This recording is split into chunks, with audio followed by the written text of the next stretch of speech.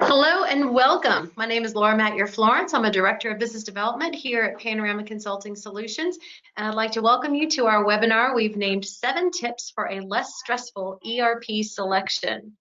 So a little bit of information about me, if I can get my screen to go. Let me see.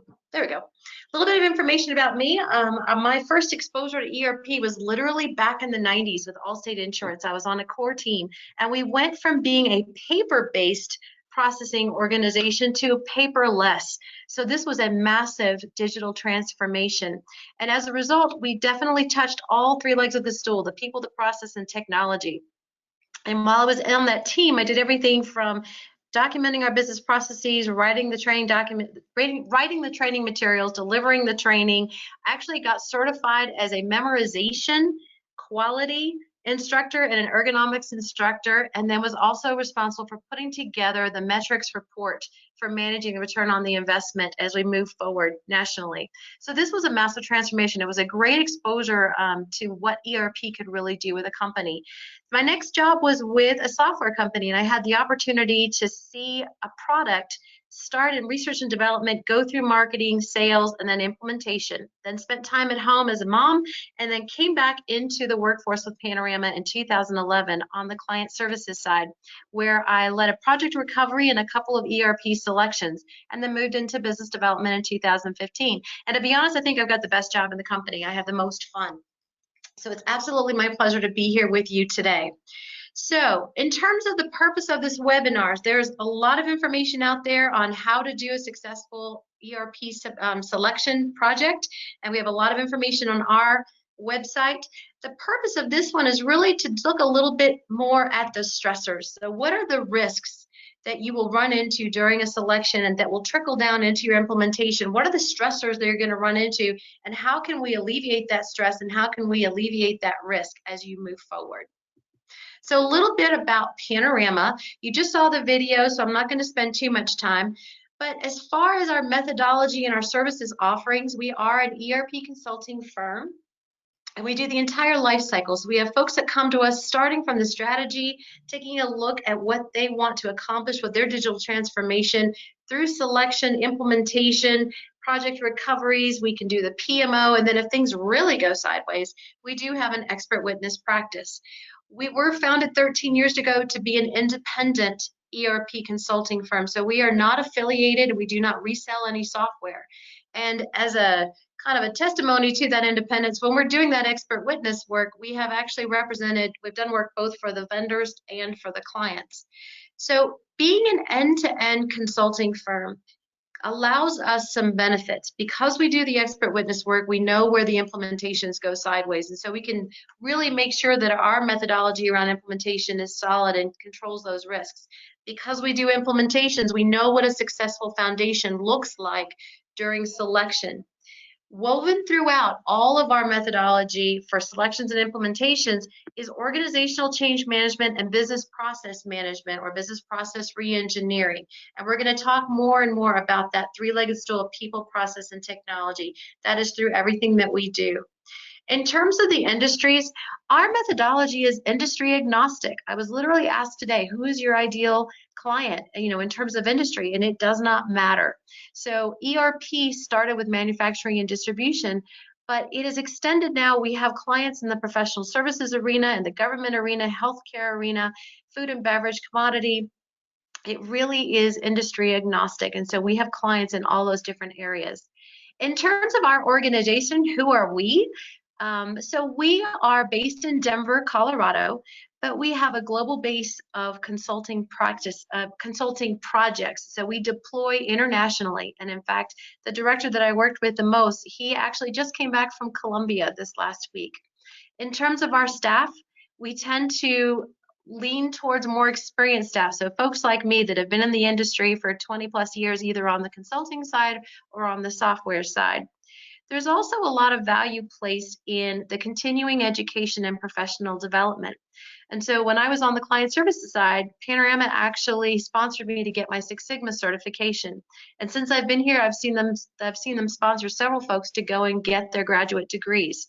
In addition, we like to bring folks in that have the PMP or the APIC certification, ProSci certification, Scrum certifications, because at the end of the day, as a consulting firm, what we want to do is partner with our clients, and the more value that we bring in our individual consultants, the better partner we're going to be.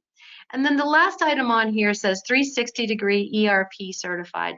What that means is that we do have an established methodology that we follow. And when we bring new members of staff into our client services organization, they are trained up on that methodology. We have a quality process. We have templates that we follow. And so if, for example, you have a project manager that starts with you and then they win the lottery and retire early to Fiji, and you're going to get a new project manager, you can be assured that you're going to have that same consistency in delivery in terms of the methodology that is being followed. One last thing I'd like to say is that we use a team-based approach. And so we like to have, your director, your project manager, and maybe a core consultant that's going to be with you from day one until after go live. But as you go through the different phases and the different elements of your ERP project, we would bring in specialists. So if we're talking about organizational change management, we're going to bring in someone who's ProSci certified. As we start looking at business process reengineering, we're going to bring in folks with that expertise. If there is work a BA can do, we're going to have the BA do it instead of the consultant or the project manager, and that's how we control our costs. So that is a little bit about us.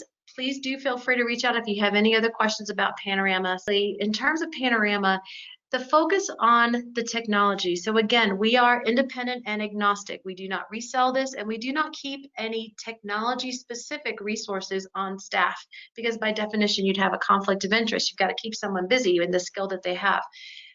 However, what we do have is a dedicated team for industry relations, and their job is to stay on top of what's happening in the ERP industry, because it's such a dynamic industry.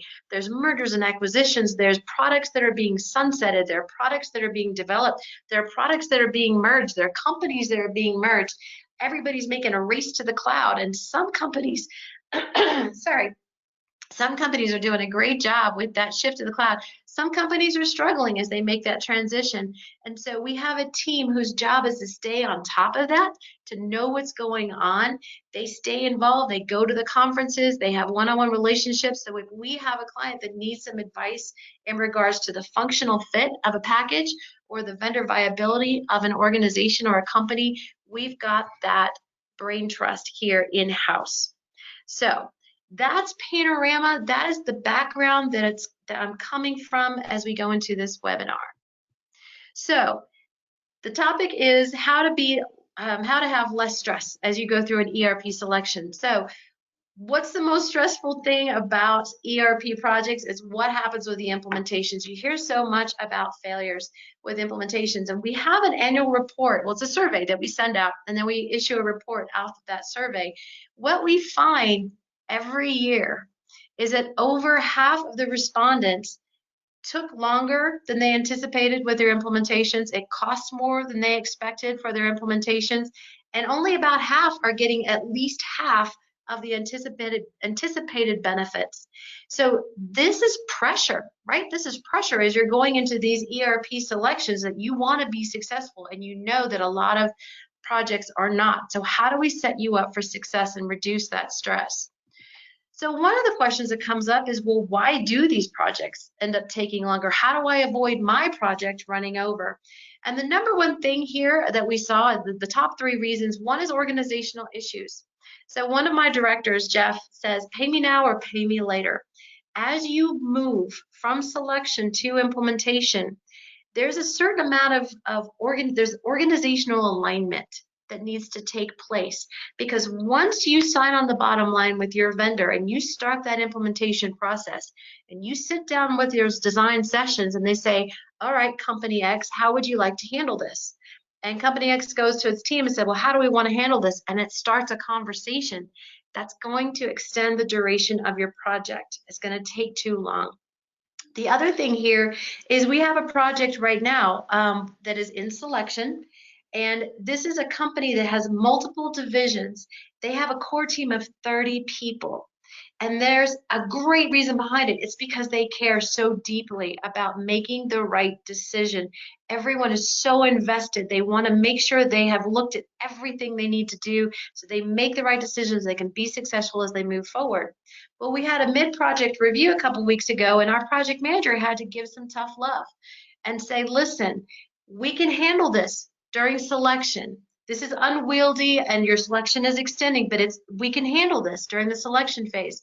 But before you go into implementation, you're going to need to whittle this project team down to a more manageable size so that you can effective and efficient as you go into your implementation. You're going to need to make some decisions. You're going to need to trust each other, lean on each other, and narrow down to an organizational size that makes sense to be on time as you move into implementation.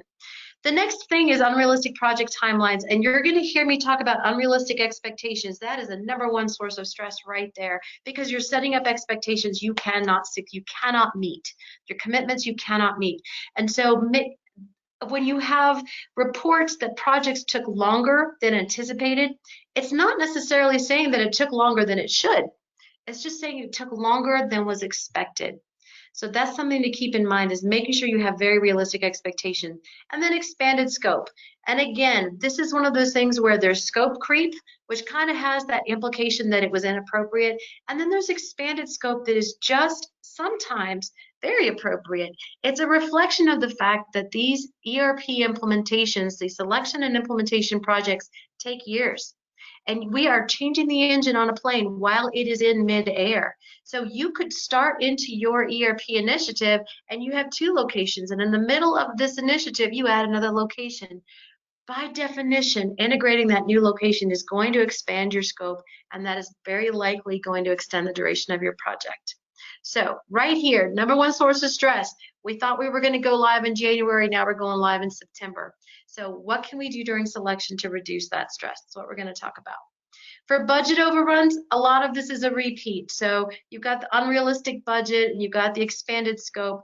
Some of the additional things that come up in terms of cost are unanticipated technology requirements. So if you, as we were going through selection, you selected a product, you had mobility, and then you went to go buy the hardware, and it turns out there was more to it than you anticipated. Same thing with the project staffing. If you don't have a realistic expectation of the internal resources it's going to take to succeed, and then you've got to augment from the outside, that's going to change your cost structure as well. So again, it's a big number. 64% of the respondents went over their original budget. So again, that's a stressor. So how can we help reduce that stress during the ERP selection phase? So one of the things that comes out of the report are the top reasons for failures. This is also a reflection of what we learned from our expert witness practice and our project recovery practice. And these 10 reasons that we're going to kind of take a look at, we slice and dice a couple of different ways. One of the things you'll see if you take a quick glance is that a lot of these reasons you could easily say relate to organizational change management or business process management. And you would be absolutely correct. I want to look at these reasons from the lens of what can we do during ERP selection to set ourselves up for success during implementation. Well, the first one is that lack of executive buy-in. And I have a client right now. We came in to work with the North American arm of an international company whose parent is out in Europe. And when we started the project, the parent said, you know what, North America, we're on SAP. You don't have to be. You go through, do your process, and you figure out what you need to select and implement for North America. Don't feel pressure from us to do what we did. We went through this process. We came up with a recommendation, and it wasn't SAP. They went to the parent to say, okay, we'd like to get authority to write this check. And the parent said, well, what do you mean you didn't choose SAP? Well, did you really look at SAP? And so we had to spend another 6 months showing that, yes, we did due diligence, and yes, this recommendation is correct for all of these reasons, but we had to go back through that process to get that executive buy-in before they could move forward into implementation. So having true executive buy-in from the beginning is absolutely essential in terms of the stress level. Unrealistic expectations. And this is not just about implementations. Folks saying, okay, we want to have this selected in the next 90 days. that may not be realistic. And so making sure that you set those expectations up front with your leadership team, with your core team, with the remainder of your company of how long it's going to take to select new software. Choosing the wrong software for your organization, obviously that's going to cause a problem as you go into implementation.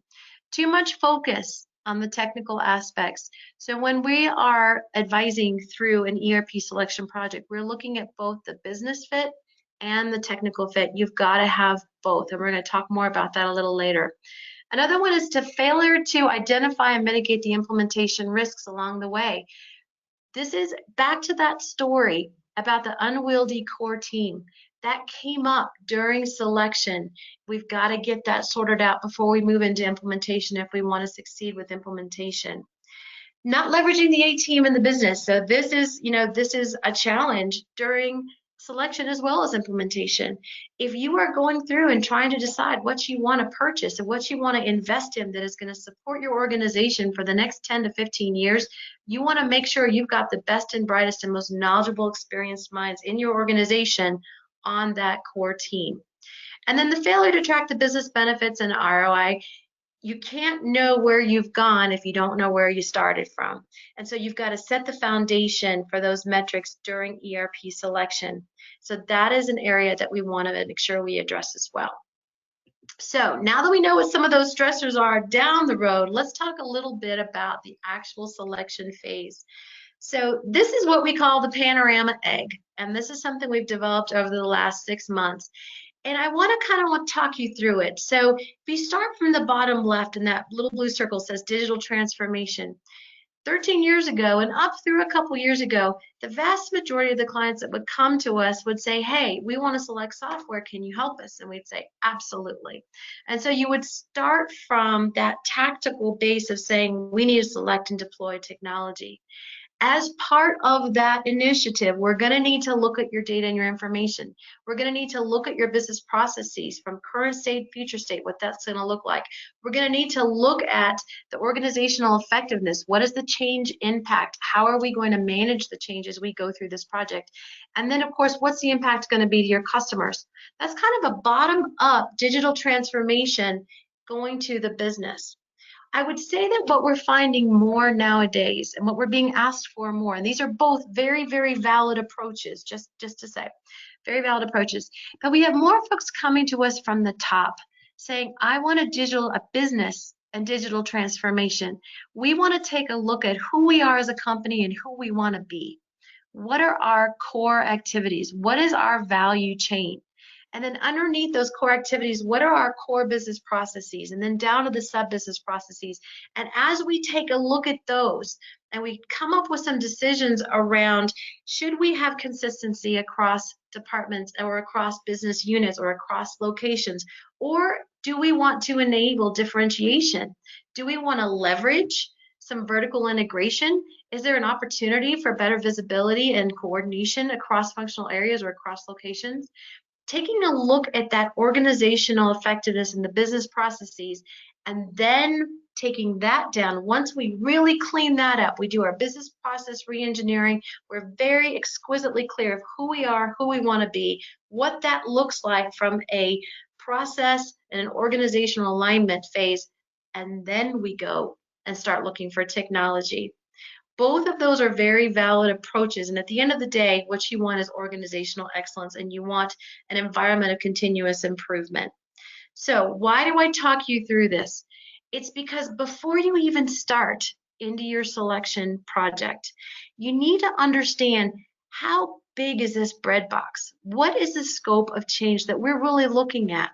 Is this an ERP implementation? Is this a tactical project? We've done all of our work. We want to select some software, right? And we've got great business processes and we want to support it with the technology.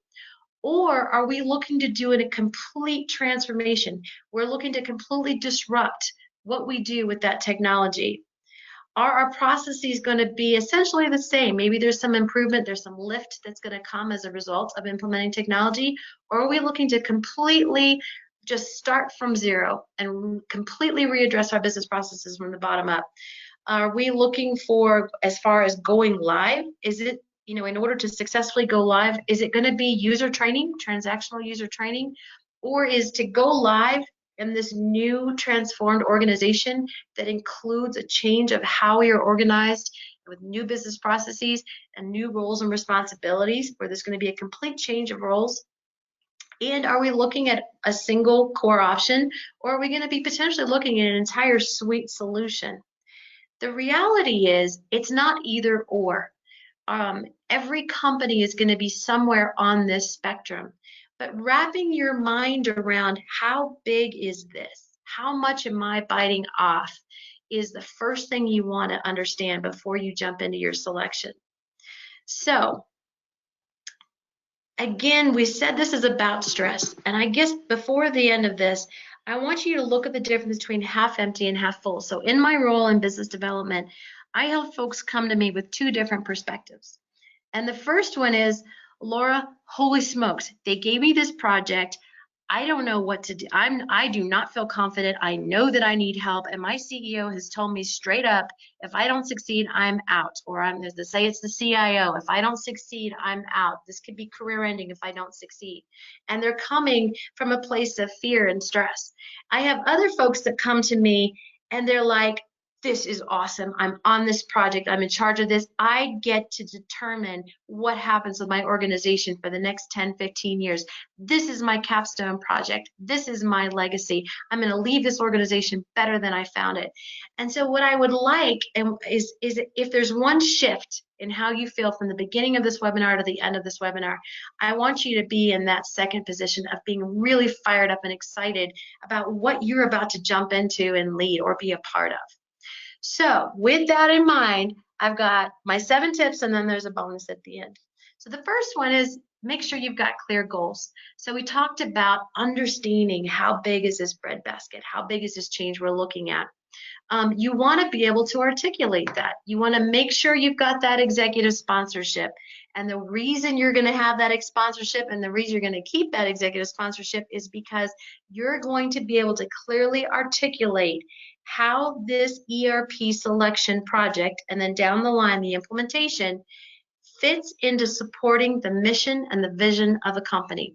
So coming from a place of stress, so the first time you run into bumps during your ERP selection, so let's say you're reaching out to a functional lead and you're like, hey, I would like to grab these 3 people from your department because we need to define the requirements. And then just so you know, heads up, I'm going to need them to validate, and then I'm going to want to take them probably offline for 3-4 days in a couple months to watch some demos and let me know what they think. And that project lead is going to come back and say, whoa, whoa, whoa, you can't take my best people. Look, this is important. They have a job to do. Why are you asking me for my best people? I can't take them offline for this project. You need to be able to articulate back to that business lead, hey, as an organization, here's what I've been tasked with. We want to be able to grow by 30% in the next 5 years via acquisition. And we are unable to do that right now because our software solution doesn't support taking on new companies. It's impossible to integrate new locations and new business units. That's why we're doing this project, because we want to be able to achieve the mission and the vision of the company. You need to be able to articulate that goal very, very clearly as you run into these stress points. That will help you through the stress of it. So you want to not only know what's in it for the company and what's in it for you, but you also want to be able to articulate what's in it for the folks that you need to engage as part of this initiative. The last bullet on here is talking about business goals. So I talked about tying the technology initiative into the overarching mission and vision of the company. There's going to be a lot of sub goals in there as well, and you're going to have a laundry list, and every company is going to be different. There's going to be things like visibility into real-time data, visibility across cross-functional areas, efficiency. We want to reduce our inventory. We want to, reduce the number of days to close. We want to have better quality results. We want to increase a number of our sales. Whatever the business goals are, the benefits you expect to realize, you want to be able to have those just rattle right off your tongue the first time you run into a stressful situation where someone is pushing back when you're asking for help. All right. We're going to send you this presentation afterwards. So I'm not going to spend a lot of time on this slide, but for those of you that maybe are new to ERP selection and don't really know what it looks like end to end, here's just kind of a sample of what it looks like end to end. So you're going to start with planning. You got it, just like scuba diving, plan your dive, dive your plan. You're going to figure out what is this project, who's going to be involved, what are the functional areas we're going to touch, what are the locations we're going to visit, what's the timing look like. Then you're going to go through and gather your requirements and validate them and prioritize them. Then, and this is the biggest chunk, is that you're going to get into that actual vendor piece of saying, okay, who's on my long list, narrow it down to a short list, set up some demos. At the same time, we're sending out RFIs and RFPs. We're getting the business and the technical fit identified, setting up reference visits, etc. And then at the end of the project, you're really looking at finalizing the business case, doing your final negotiations, and starting your implementation planning. You'll see there's a line down there under workforce or business readiness assessment or organizational readiness assessment. So this is where you're taking a look at what is the appetite, what's the mood, what's working, what's not working within your organization, so that you can design an organizational change management program that you will be implementing as part of your implementation project. And then business process management, you're going to start that during your requirements gathering process. You're going to identify opportunities for improvement, and you may launch an entire re-engineering project that can either run previous to implementation or it can run parallel with your implementation based on the needs of your organization. And then project management is going to flow all the way through. So again, there's a lot of detail on this slide. You can look at it in more detail afterwards, and also please feel free to reach out to me if you have any questions. So Houston, we have a problem. We've got a cart before a horse. So I literally had a client, it was my very first project, was a project recovery. They were at double their budget and 3 times their anticipated duration, and they were not live. And when we got in there, what we realized was that this was an incredible company. I mean, this company had a Google campus before Google campus as a concept existed. They had fully stocked kitchens, they had video game setups, everybody wore company logo apparel all day long. They had the most service-oriented IT organization I've ever seen. But because they were so service-oriented, anybody could walk up to that IT team and say, hey, I have an idea for a mobile app. Could you design it for me? And they'd say, yep, and they'd go for it. Hey, we need a new ERP system. Could you do that for us? Absolutely, and they went for it. But what they didn't do was figure out what that ERP system needed to be. So it was one of those things where you couldn't see the picture from within the frame. So gathering requirements, it's absolutely essential. You have to know what you need your system to do before you can start going shopping for a new system. And when you start looking at these different systems, there's going to be kind of 3 layers of interest and investigation. Your first layer, that basic functionality, is not a differentiator. Every single ERP system out there is going to handle general ledger. That next layer is industry differentiated. So if you are a services organization, you are not going to look at a distribution ERP package. So there's going to be a cut right there. Where you're going to want to focus most of your time and energy and documentation is really identifying what is your secret sauce, what differentiates you from your competition, what makes you successful. That's what's got to be mandatory. That's what you've got to protect as you go into this selection process. You want to know stress? Stress is I picked a package that did not allow me to do what I do that keeps me successful as an organization. So defining those business requirements in detail is just absolutely essential. Now, again, we're talking about stress, reducing stress.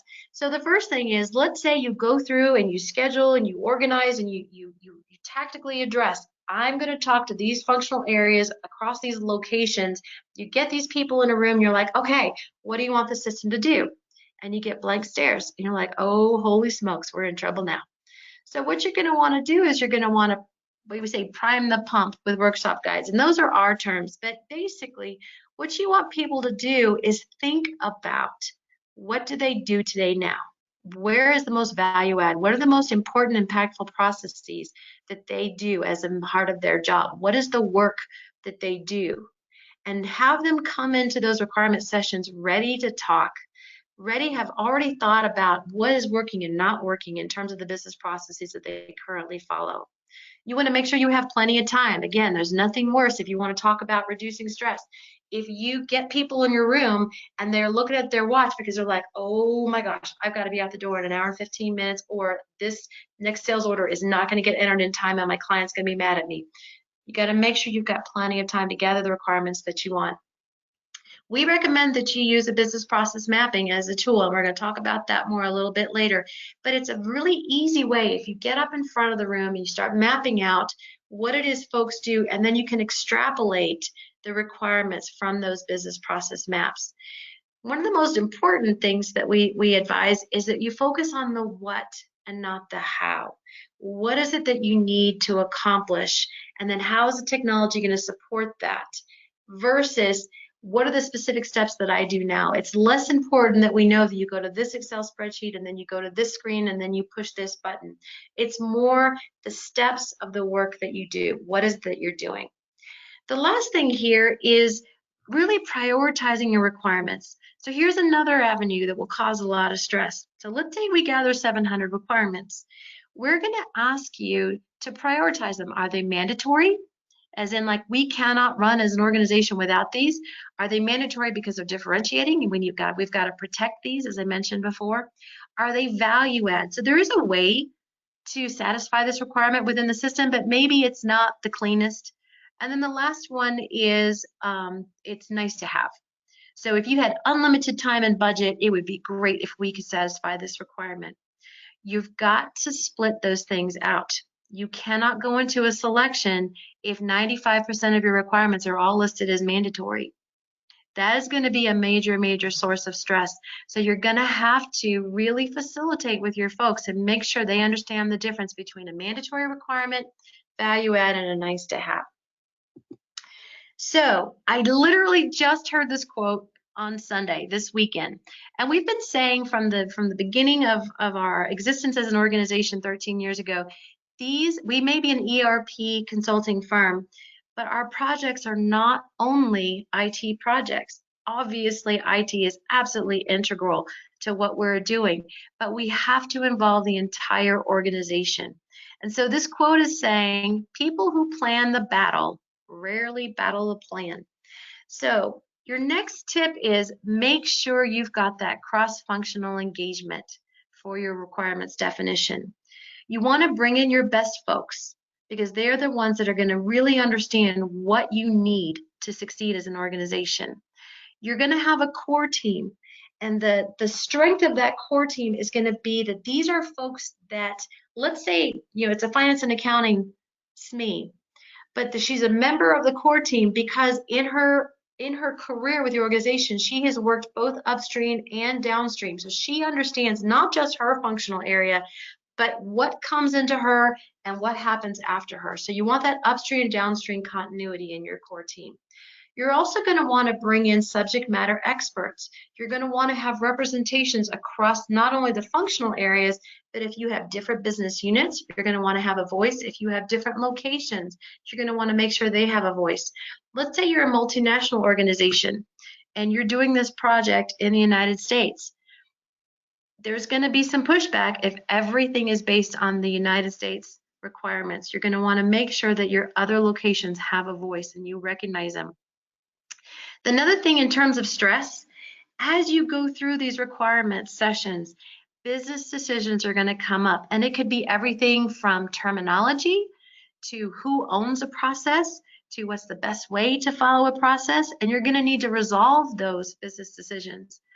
If you do not have the authority to resolve those decisions in the core team, which is your best circumstance, you're going to want to have access to someone who can resolve those business decisions in a very timely fashion. This is what will keep you on track. So you want to talk about stress, is that we're having to wait for time to get those business decisions resolved. And then the last thing is, in terms of stress, you want to make sure that you validate those requirements with the business owners, because what you don't want is down the line as you go through this selection process and you get into the demos and you have folks coming in saying, well, how come it doesn't do this? Well, how come you didn't ask them for that? So reduce your stress, by making sure that you have all the right people involved throughout your selection process. So what does the new world look like, right? We talked about what's the scope of change. Are we making incremental change? Are we making massive change? What is that new world going to look like? So in terms of stress, if people don't know what's coming, you want to know what's coming. You want that to be driven by you, not by the vendor. So the first thing you want to do is, we talked about capturing those business process maps during the requirements gathering sessions. Well, it's not just that. You're going to capture current state, but you're also going to want to look at your future state. As you capture your current state, you can see on here it's small to read, but the stuff in red would be, you want to capture what those pain points are. And an example would be, I had a requirement session I sat in on. It was sales order entry. And this woman said, okay, here's the problem. We do not have the ability to back up a screen if we make a mistake. We have to save the sales order, close it, reopen it, fast forward back to where we made the mistake, correct it, and then save it and continue.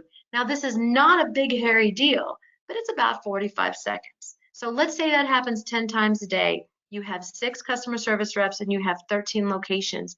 You can do the math of how that can really add up.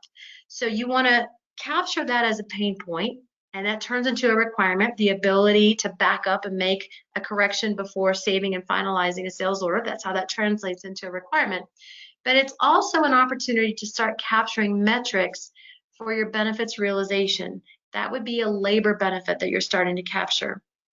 The other thing that you're going to capture in here, along with your pain points and your metrics, is you're also going to start capturing the change impact.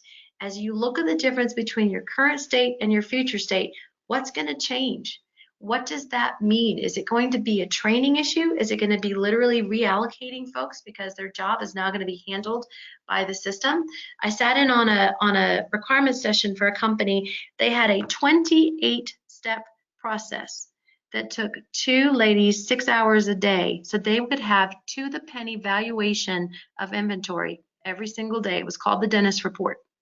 The reality is, as they go to a new system, they're going to push a button and they're going to have that number. So now I have 2 ladies that have 75% of their time freed up. So what are their skill sets? What are they interested in? Where are we going to move them within the organization? I would say it's pretty rare nowadays. I do have some companies that say, in terms of benefits realization, they're not going to count it as a savings unless they have a reduction in force. The vast majority of the companies that we work with nowadays they don't anticipate laying people off. They look at reallocating people. But that's a change management initiative, and the first place you start to wrap your hands around that is during your selection process. So when we talk about stress relief, and we're going to talk about change management, this is where it starts, right? People start getting stressed out. What's going to happen to my job? What's going to happen to my job? By capturing this, being aware of this, and being very proactive in what and how you communicate that change and how you're going to handle that change during selection, you will reduce not only your stress, but the stress of the folks that could be affected by this ERP process. Managing your vendors, right? So clearly it's important to make the right decision. But it's surprising to me, honest to goodness, I've had clients come to me and they'll say, you know what, our new CIO used this system at his old job, so we want to look at that system. Or our CEO, his best friend that runs a very similar company, they use this they use this product, so we want to look at that product. So the first thing we want to say is, from a vendor perspective, is you want to make sure that you are choosing an ERP solution based on your needs, not based on what somebody else does or what the latest, greatest noise is in the industry, but what your needs are from a business and a technical perspective. The next thing in terms of stress is, how do you know what you're getting is the truth? So if you send out an RFI with these, this list of, can you do this? That's not unlikely they're all going to come back checked, yes, yes, yes, yes, yes, we can do this. So how do you know if they're telling you the truth? So one is to have a trusted partner. So I have folks that say, hey, nobody can make raspberry jam better than me, but I don't know anything about ERP packages. I need help. So that's one option. Another thing is to hold their feet to the fire. If you ask them, can you satisfy this requirement? How do you satisfy this requirement? Is it out of the box? Is it configuration, customization? Does it require a third-party bolt-on? Or is it something you actually really can't do at all? But even then, let's say you get that information back. How do you really trust? How do you really feel confident that it's the truth? Well, one of the easiest ways is to have it demonstrated for you and not spoken to in a demonstration and not following a canned demonstration, but scripting a demonstration, giving that to the potential vendors and saying, show us, show me you can satisfy this requirement, right? And then you're going to want to also evaluate that from both a quantitative and a qualitative perspective. So yes or no, did they show me they can satisfy this requirement? But also qualitative. You're going to bring in your core team and your SMEs, and they're going to watch these demos, and you're going to ask them, do you like it? Is it intuitive? Is it friendly? Was it seamless if you had to move from one module to another module, or if they showed you an integrated solution in between the different elements of the solution, and getting that qualitative assessment as well. So you want to definitely manage your vendors, and that's one of the ways you're going to reduce your stress. The next thing, and I love this photo, you want to have realistic expectations. Cannot stress this enough. So remember that your sales reps are trying to sell, so you want to keep that in mind. But again, how do you know? How do you know if what they're telling you is correct? How do you know if you've got a realistic expectation? Well, one thing is to benchmark against other projects to make sure you've got a realistic idea in terms of the cost and the duration of your project. The other thing is you want to develop that business case and that implementation planning and make sure that those benefits and that plan is realistic, that you're going to be able to achieve it, because there's nothing worse than feeling like you're overcommitted and you're going to end up under delivering. That's stress you do not need. So the most important thing is to get those realistic expectations. And again, you may need to go to a partner, whether it's Panorama or somebody else, to help get that information. My last official tip is start change management on day one, right? This is whether you are looking at this from the tactics of a bottom up, we're coming in to do a selection and we know it's going to affect the rest of our organization, but we're starting, this is an ERP selection. Or if you're starting top down, this is a transformation and we're starting with questioning who we are and what we do and how we do it. It is going to touch every aspect of your organization, the people, the processes, the work that you do, and the technology. So with that in mind, you want to start that change management on day one. Literally, even before your kickoff, send out to your organization and say, we want to brand this project. We're taking ideas and we'll give a $50 coupon to Starbucks to whoever wins, right? Find out. Now, there's a difference here. For some folks, I've had some folks come to me and say, Laura, we have to have exquisite discretion that we are doing this project because we are a vendor. And if our customer finds out that we're going through an ERP project, we will get downgraded as a vendor because there's such an expectation that these ERP projects are disruptive. We have other clients that say, listen, we want to change how we interact with our customers. So as part of this ERP initiative and this selection process, we want to go to our customers and say, how can we be the best partner for you? How do you want to interact with us? Do you want a web portal? Do you want access to this? Do you want to be able to reorder from your phone? And actually include their customers in their selection requirements gathering. So depending on you and your needs, you're going to start that process of really identifying what that change impact is going to be and start that change management on day one. All right. So here's my extra tip. It's to breathe. And there's I don't want this to come across as flippant. This is actually the truth. So it used to be when we would put up project timelines, we would say, okay, it's going to be, 3-4 months for selection, and then your implementation is going to be 18 to 24 months. And it was selection, implementation. What we have found is if you really want to be successful is you need to take a pause in between selection and implementation. During that time, you want to start taking a look at things like, what is my master data management strategy?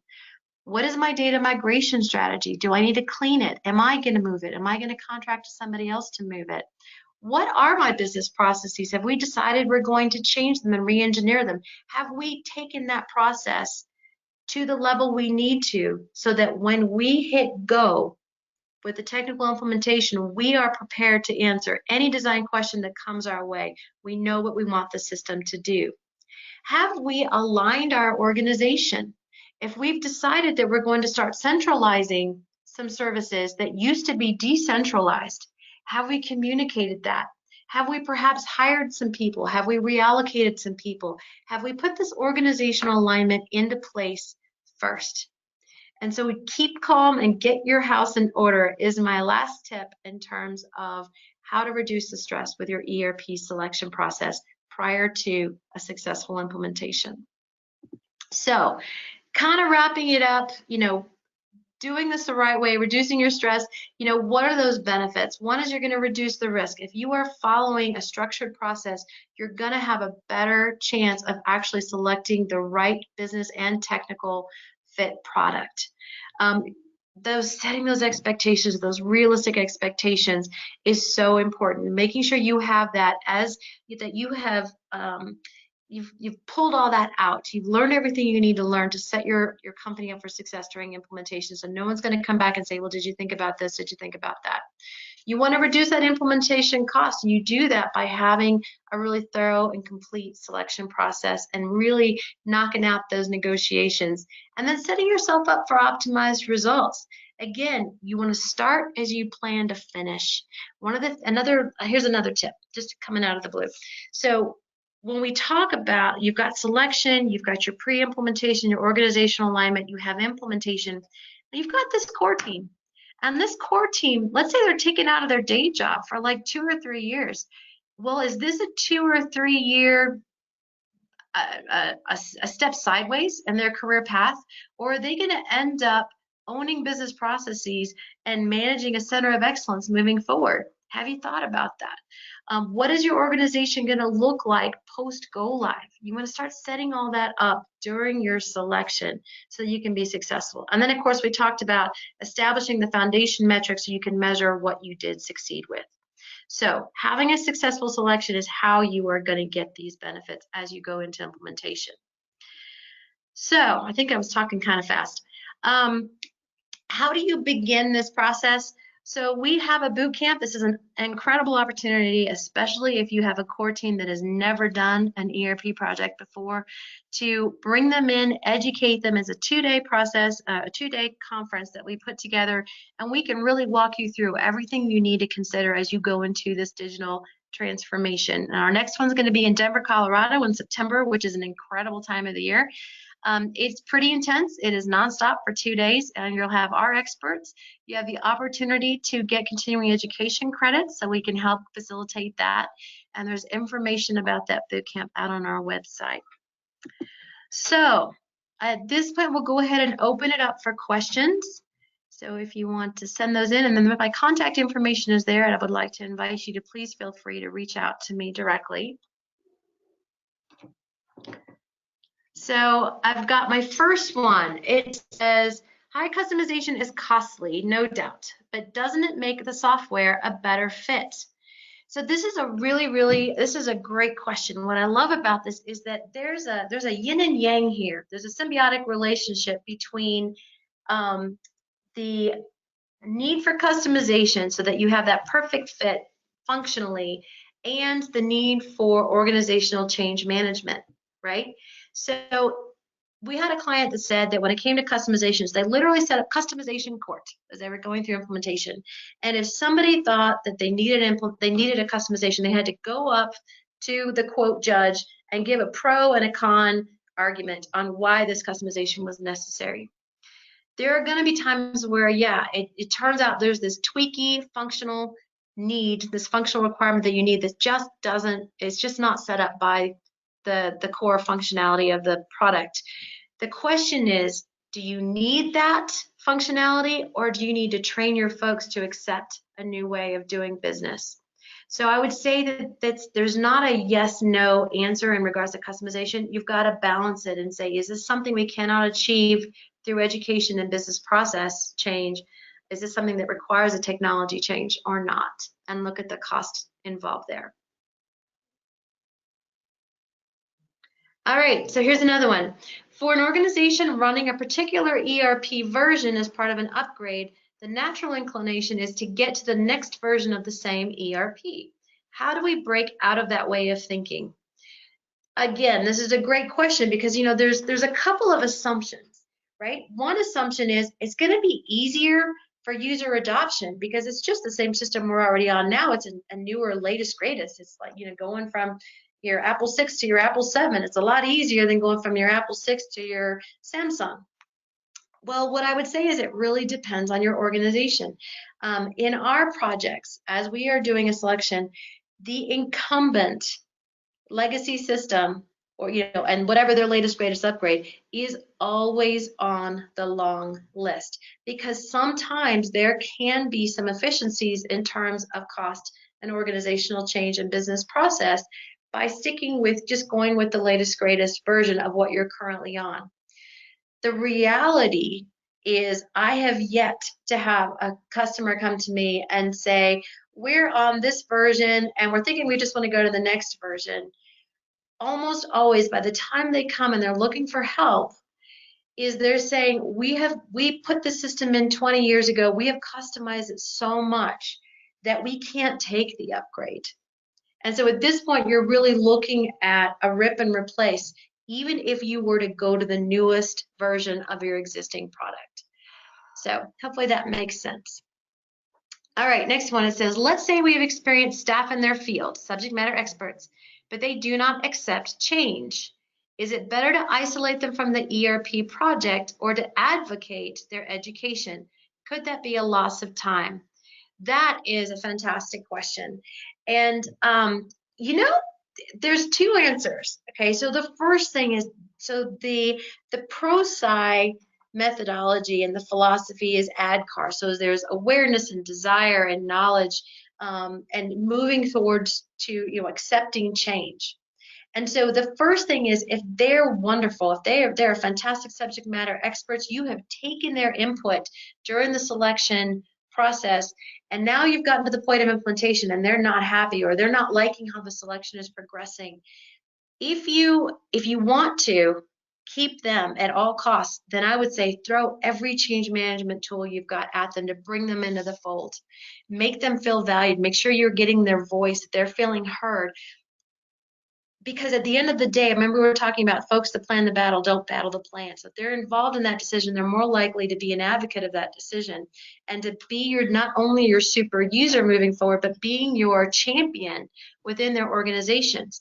The flip side is, if they're not going to budge and they're going to be a bad apple, then sometimes it's better to cut them loose. And I'm going to give you an example.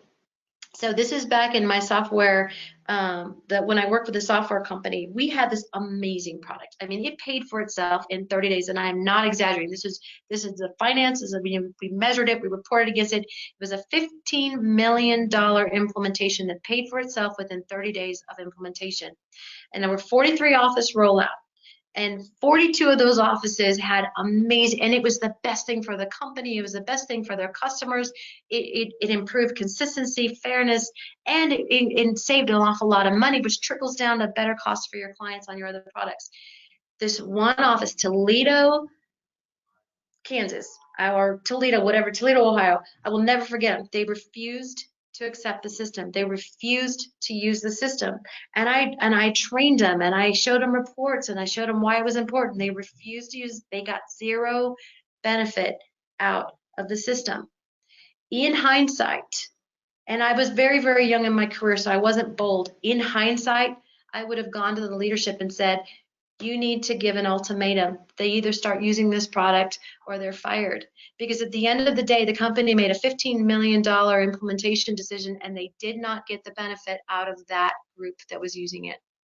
So hopefully those are two different approaches, and you're going to know what's best for your situation. All right, so I've got time for one last question. Leave it open. All right, thank you so much for your time. I absolutely, please do feel free to reach out to me directly if you have any questions afterwards, and we will be routing this recording to you. Thank you so much for your attendance.